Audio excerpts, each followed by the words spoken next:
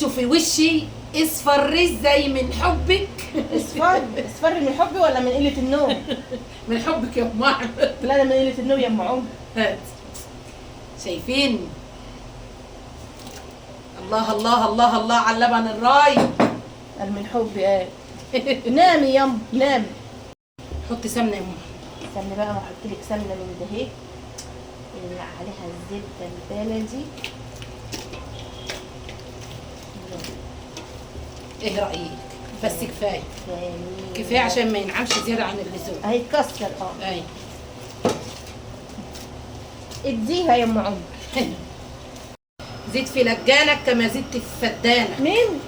لجانه. لا عجانه بقى. ايه لجانه دي يا اختي؟ وعجانه.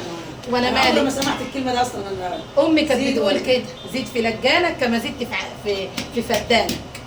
خدي غطي يلا من احنا. ماشي هاتي. على ما اقطع دول. 3.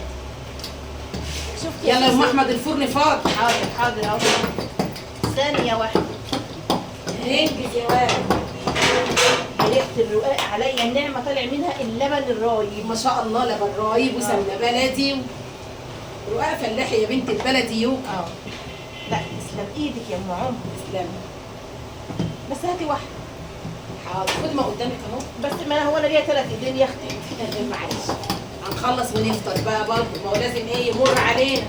هنبيع وخلاص؟ لا طبعا. نبيع وناكل. احلى فطار ده ولا ايه؟ ده احلى رقاق.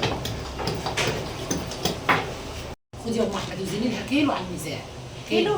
هو مش بالواحدة؟ ده زبايننا وحبايبنا. وزيني وزيني يا ستي.